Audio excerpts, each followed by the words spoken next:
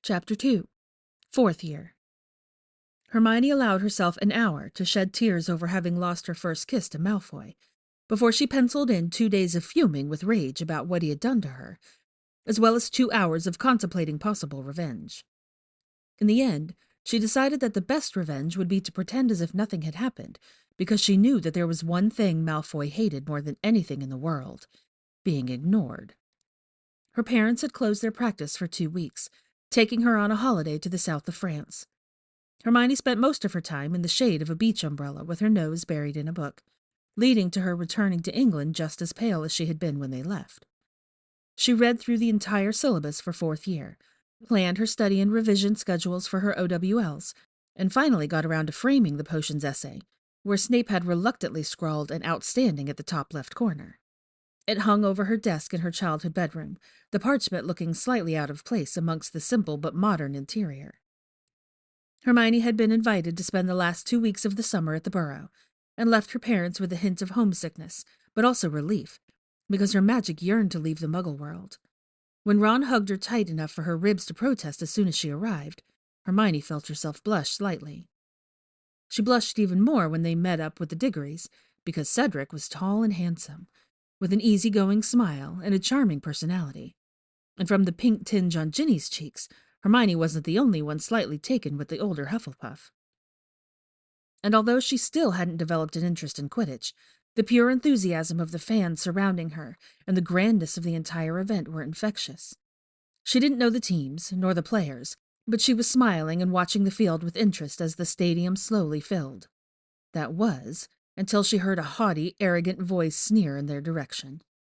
When Hermione turned around, she immediately spotted Lucius Malfoy towering above Arthur Weasley, with barely concealed disgust. He was accompanied by a beautiful, slim woman in elegant robes, who seemed to share his sentiment, as well as a far too familiar, awfully rodent-like face.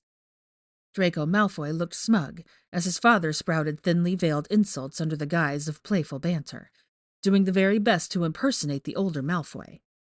To Hermione's dismay, she realized that he had been struck by a growth spurt over the summer, much like Ron. But unlike her best friend, who had taken to slouching slightly and making himself look smaller, Malfoy seemed comfortable with his new height and kept his back straight. When his eyes met hers, a nasty little grin stretched across his lips, and Hermione felt herself flush in anger. Suddenly the memory of him kissing her, when she had been able to suppress all summer, was back, and she could almost feel a phantom tingle of his touch. She remembered how his lips had felt on hers, how electrifying the brush of his tongue had been, and how it had made her heart speed up. Her resolve to merely ignore him crumbled, but luckily his father grew bored of taunting Arthur and ushered his family along before Hermione could hex Malfoy in front of the minister and half the Wizengamot. She exhaled shakily, willing the anger inside of her to subside, because she planned on becoming the youngest minister of magic in history, and that would not work if she lost her temper now and permanently mutilated the Malfoy heir. And she managed to keep her hands off her wand, even if her fingers itched with the urge to reach for it whenever she accidentally glanced in Malfoy's direction, only for him to catch her gaze and grin smugly. Although Malfoy's behavior at the Quidditch Cup had made Hermione worry that his nonverbal taunting would continue once the school year had started, she quickly realized that she had nothing to worry about. Other than exams, a school filled with safety hazards, the possible return of a homicidal megalomaniac, and Professor Snape's determination to make it impossible for her to earn another O in his class, of course. Even if Malfoy had planned on taunting her, the arrival of both the Durmstrang as well as the Beauxbaton students seemed to have sufficiently distracted him, just like the rest of the school. Some because they were captivated by the way the powdery blue uniforms enhanced the female students' small waists. Others because they were trying to figure out how to get the signature of the world-class seeker, who constantly seemed to be swarmed by his fans. Hermione's interest was less about the new students and more about their schools, because Durmstrang tightly guarded its secrets, and what she had read about Beauxbaton sounded at times too fantastic and kitschy to be true. Nymphs serenading students while they ate. Truly. She was also far too busy reading up on the history of the Triwizard Tournament to think about Malfoy, and due to the influx of exchange students, she didn't have any classes with Slytherin students, pushing him even farther from her mind. When she did spot him in the distance, he was usually chatting to friends or being swarmed by a small group of pretty Beauxbaton students, much to Pansy Parkinson's dismay. And then someone put Harry's name in the Goblet of Fire, leading to a small crisis amongst the staff, making Hermione sick with worry and driving a rift between him and Ron. And although Hermione didn't agree with Ron, because there was simply no way their kind but hopelessly uncreative friend would have been able to get past Dumbledore's wards, she understood why Ron acted the way he did. She knew it wasn't easy for him to live in Harry's shadow, to be overlooked and only known by association. He had been a Quidditch fan his whole life. Harry was made Seeker during his first year without even knowing what Quidditch was. He had helped to try and rescue Ginny, yet the sole credit went to Harry, who had slain the basilisk. He had looked forward to care for magical creatures because it had genuinely interested him, but it was Harry who had repeatedly voiced his lack of enthusiasm for the topic, who had ridden a hippogriff. Ron had been so eager to put his name in the Goblet of Fire and so disappointed when the rules had been changed, and yet every rule seemed to have been bent so Harry could be a champion. So in addition to worrying herself sick because the tasks were dangerous to the point where previous champions had lost their limbs and lives, she had to play mediator between her best friends and split herself into two so neither of them would feel abandoned. She breathed an audible sigh of relief when Ron seemed to be coming around and figuring out a way on how to reconcile with Harry, but it didn't last long because the thrice-bedamned Rita Skeeter had written that horrid article, which had made Malfoy look at her with a knowing grin the one time she had come across him in the corridors. However, the slowly building itch to punch him again disappeared when she heard that Professor Moody had transformed Malfoy into a ferret for pulling his wand on Harry. For a moment she felt smug satisfaction, and the urge to laugh at the irony of a rodent-faced Malfoy being turned into a ferret of all things. But later, Padma Patil quietly filled her in on what had transpired afterwards, and Hermione's heart sank. She didn't like Malfoy, despised him even, because Moody hadn't just stopped at transforming him, made her stomach turn. Apparently the professor had used a locomotion charm and bounced Malfoy around on the stone tiles until McGonagall had intervened. Malfoy or not, Hermione held the firm belief that people in power should never abuse their positions, especially not professors who were in charge of caring for students. And although she had been skeptical about Moody the moment he had thought it was a good idea to teach students about the Imperius Curse by using it on them, this put him right at the top of the teachers she hated, successfully pushing Trelawney to second place. When she had seen Malfoy a few days later, looking slightly worse for wear with his arm in a sling and fading bruises all still on his swollen face, it had been the first time since that kiss that she hadn't felt anger. She had felt pity, which she would have probably hated more than her just being ignorant of his existence. Harry and Ron made up, which was both a great relief and entirely unsurprising. Although Ron had the tendency to lash out, he was deeply loyal and a true friend. But true friend or not, he could also be a bloody idiot at times. And her happiness about their trio finally being reunited, and her not having to play mediator anymore, vanished merely a week after the announcement of the Yule Ball. Her small but persistent crush on Ron had refused to disappear, and she had secretly hoped that he would ask her to accompany him. Had looked forward to it even, but a week passed and all she did was listen to Ron and Harry talk about girls they wanted to ask, and it quickly became apparent that neither of them had even considered her. And although Hermione knew that she wasn't traditionally beautiful with her wild hair and her constant ink-stained fingers, not to mention that she kept herself hidden behind a book at all times, it had still been a blow to her self-esteem. Enough of a blow that she had stared incredulously at Victor Crumb when he had asked her with a heavy accent and slightly flushed cheeks if she would accompany him to the Yule Ball. She, insufferable swot and know-it-all, accompany him, world-class seeker and Triwizard champion, with a constant gaggle of groupies on his heels. She had stared at him long enough that he had hunched his broad shoulders slightly and looked ready to slink off and lick his wounds, but then she had quickly reached for his arm to prevent him from running away, and agreed. The warm smile on his face had made her stomach flutter and brought a silly grin to her face. It only lasted until Ron had hesitantly said, "Hermione, you're a girl," with Harry in the background desperately tugging on his arm to keep him from saying anything else. It hadn't stopped Ron, and Hermione had stormed off, not sure what she had been angrier about. The fact that he hadn't even considered her a girl until now. The fact that he had looked at her pitifully as if there were no chance of anybody else having asked her, or that she had received a scolding from Professor Snape when it hadn't been her who had caused unrest. So she held her head high as she used enough sleek-easies to cause a minor environmental disaster, and weaved a few newly learned makeup spells she had found in one of Lavender's magazines. Hermione had needed a moment to adjust to the face that awaited her in the mirror. It was still her, but more mature. She wasn't looking at a swotty little girl anymore, but at a young woman on the brink of entering the first stages of adulthood. She felt comfortable and like herself, and made a mental note to invest in a few books about simple hair and makeup spells.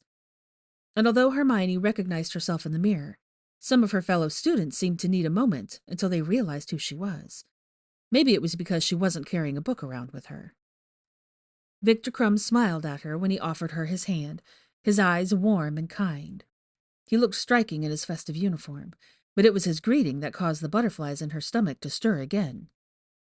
"You look beautiful," he said, before adding, "You always do." Nobody had ever dared call her beautiful, except maybe her parents, and to think that Victor also considered the bookworm version of her to be beautiful was a boost of confidence Hermione hadn't known she needed. He was every part the gentleman she thought he would be, pulling out her chair and holding her at an appropriate distance while they danced, his hand never staying too low, and she was caught up in a wonderful evening filled with music and laughter, until Victor told her he'd go get them something to drink, brushing a kiss against her knuckles. Still exhilarated by the wonderful atmosphere, Hermione made her way over to Harry and Ron, who were sitting a little to the side.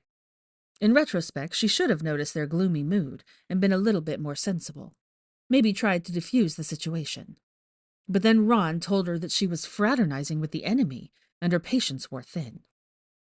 Tears stung in her eyes as she hurried out of the great hall, and she wiped her hands over her cheeks as soon as she was in the secluded courtyard, hiding behind one of the empty carriages, only to hide behind another one when she heard suspicious noises from within. "You will not cry because of Ron Weasley," she told herself sternly, as if that could stop the onslaught of tears. It didn't. "I can't believe it.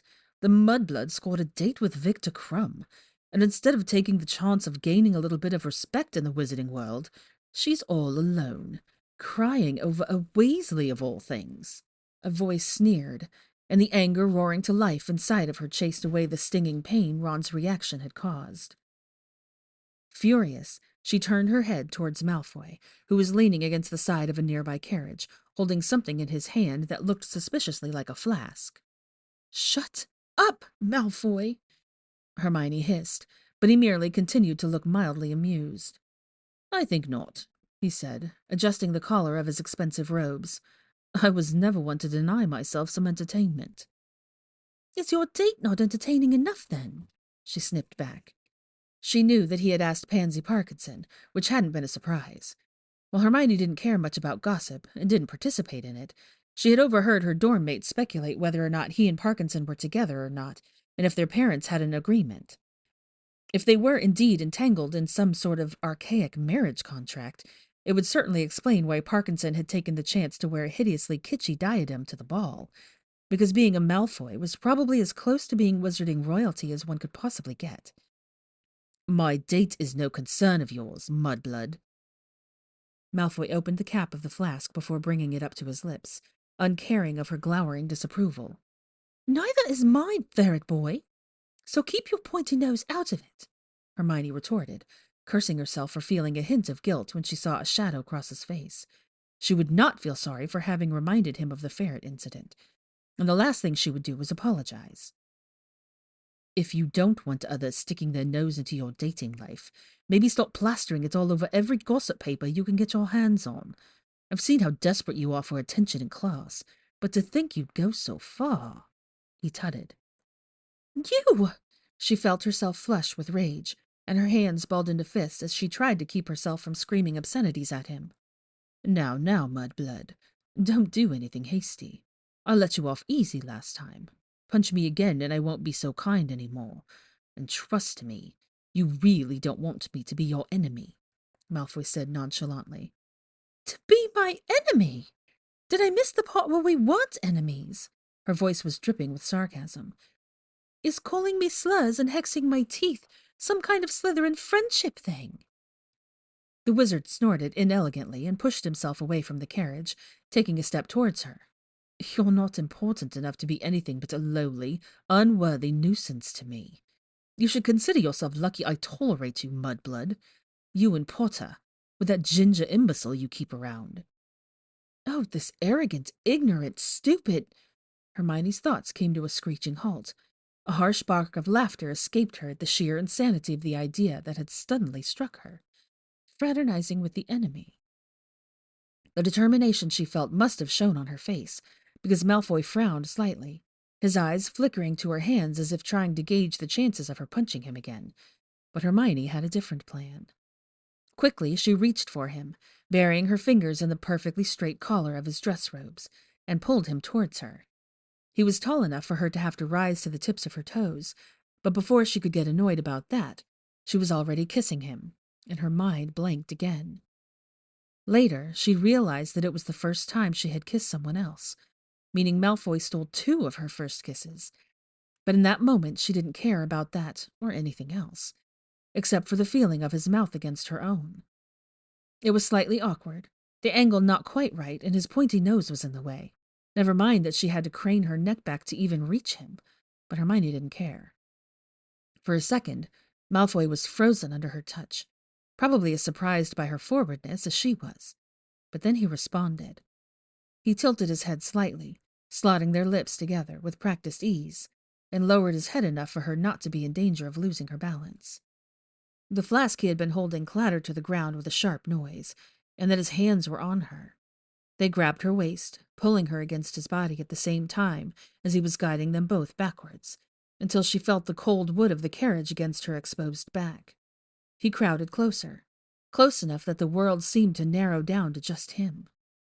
The tingling touch of his lips against hers, the warmth of his body where it brushed against her, the heat of his hands that were slowly wandering from her waist toward her ribcage, the scent of the silk, warm spice and crisp apples that seemed to cloud her senses.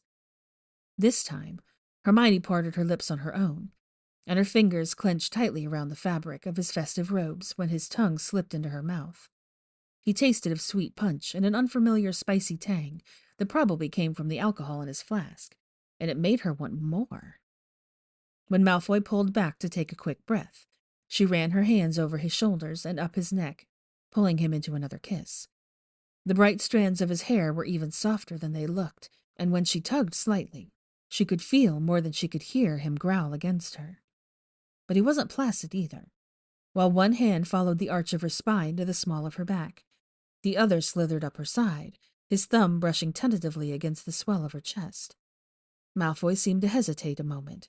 Then his warm palm followed, and he cupped her right breast, a strangled noise escaping his throat. Hermione inhaled sharply in surprise, but Malfoy didn't give her a chance to protest, claiming her mouth again. Not that she hadn't wanted to. In that moment, Hermione wanted nothing but more. More kisses, more touching, more him.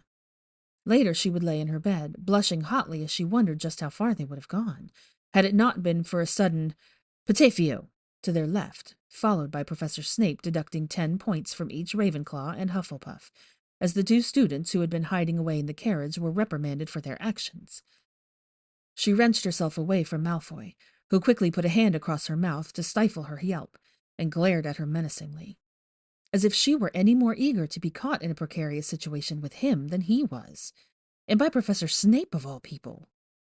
"Keep quiet," he mouthed, ignoring her incredulous intake of breath, too busy peering through the gaps between the carriages, probably trying to see if they were in the clear, or if Snape was coming towards them. Even in the dim light, she could see the pink flush on the top of his cheekbones, and she was close enough to notice how his pulse jumped in his neck. Was his heart beating just as fast as hers? No, just a physical reaction to stimulating touch. It has nothing to do with Malfoy. It would have been the same with anybody else, Hermione told herself, exhaling in relief when Malfoy seemed to have deemed the coast clear, because he removed his hand from her mouth and took a step back, bringing an acceptable distance between them. He was still breathing fast, as was she, and his gaze lingered on the neckline of her dress. Blushing hotly, Hermione was reminded of the fact that he had touched her chest, and that broke her out of her stupor. "Not a word to anyone," she hissed sharply, and Malfoy nodded, his throat bobbing as he swallowed. "As if I would go around bragging about this mudblood," he sneered, bending down to collect his abandoned flask. Hermione didn't deign him with an answer, merely rolling her eyes at the slur before she forced herself to turn on her heels and hurry back into the castle.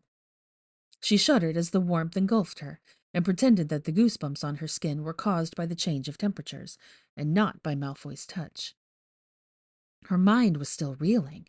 She jumped in surprise when Victor suddenly appeared next to her, smiling easily and offering her a glass of punch. For a moment she worried that he would somehow know what had happened, as if Malfoy had left a mark on her, but he simply asked her if she wanted to continue dancing before leading her onto the still crowded floor.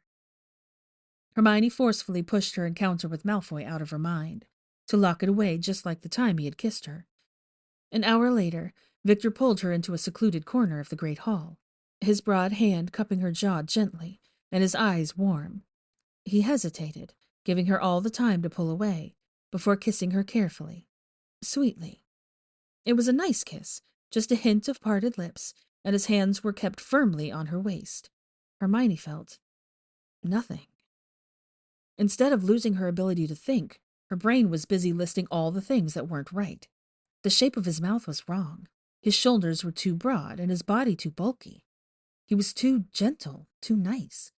And he smelled all wrong, like wood and smoke, a hint of mint and something dark. She wanted silk and warm spice and apples. But she smiled sweetly when their kiss broke, and Victor beamed back. Instead of stealing another kiss, however, he pulled her with him to the crowd of dancing bodies, and Hermione realized that she didn't even want another kiss. "You will think of me," Malfoy had promised, all those months ago, and Hermione's stomach sank when she realized that he was right. And their kiss tonight certainly hadn't helped. Another hour later found her at the entrance door to the great hall, in the middle of a heated argument with Ron. She had let herself be worked up, being on edge due to the realization that Malfoy had been right. And when Ron had tried to take his moodiness out on her, she had snapped and overreacted. He stormed off, followed closely by Harry, who gave her an apologetic look, and Hermione tried to force her unhappiness away. She would not cry again. Not tonight. Once was enough, especially considered what it had led to last time. But then a crown of bright hair caught her attention, out of the corner of her eye. She turned her head, immediately spotting Malfoy on the now almost empty dance floor. The music had slowed down to something more romantic, and just a few couples were still swaying together in the great hall.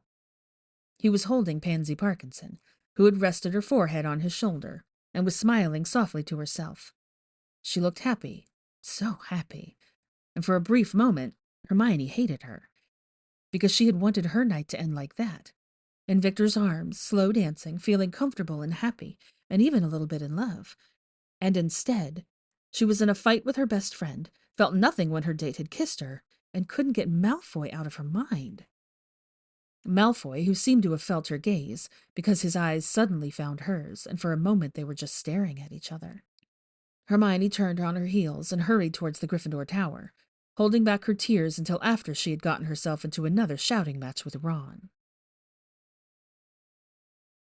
She reconciled with Ron. Of course she did. Things were still tense at times, but he made an effort and he apologized, handing her a bag of her favorite treats from Honeydukes with a sheepish smile and eyes burning with sincerity.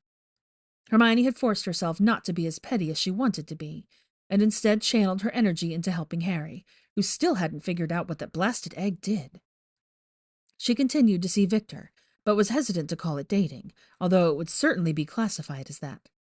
They went to Hogsmeade together. They kissed. He hugged her and put an arm around her shoulder whenever they walked somewhere. He would keep her company in the library, switching between dozing lightly, working on his homework, and mostly gazing at her with admiration as she studied for her classes. Ron visibly forced himself to tolerate the things she had with Victor, and Hermione appreciated that, especially when Ron merely grimaced slightly when they were called to Dumbledore's office the evening before the second task, and the headmaster implied that Hermione might be who Victor valued most. During all that time, she rarely saw Malfoy, and when she did, he was usually too busy talking to a blonde witch from Beauxbatons to notice her. According to Lavender, he and Parkinson were in an off phase, and the female student was Margot Guillaume, heiress to a French pureblood family and daughter of a rather important politician, with a mother who was well known as a designer. They looked striking together, and the first time she had seen Malfoy lower his head to kiss Margot, making the witch give a breathy little sigh, Hermione had felt an odd tug in her chest. She had decided against inspecting it closer, because those incidents with Malfoy had been a mistake, and one she wouldn't repeat. She would keep her distance, and he would keep his, and if that meant that he needed to parade around with some French tart, then it was none of her business. She had Victor, sweet and gentle Victor, who had rescued her with an intriguing spell that she desperately wanted to learn, even if she never wanted to make use of it. Victor, who had accepted Harry getting second place for rescuing Ron and Fleur's sister, with an understanding nod. He had offered Harry a handshake in the act of fair sportsmanship, while his friends from Durmstrang and his headmaster had tried to argue with the judges who had made the decision. Victor, who had immediately draped her in 3 layers of towels and called for another robe so she wouldn't freeze to death, while the cold air didn't seem to bother him in the slightest. Victor, whom she was incredibly fond of, but felt very little romantic interest towards. On her way back, trailing a bit behind Harry and Ron, Hermione mulled over what to do with Victor. They were both aware that their relationship didn't really have much of a future. The fact that they went to different schools was one obstacle. Then there was the age difference and their different life plans. He had already found his calling, and Hermione knew that she wouldn't want to leave Britain, already having planned her career at the ministry.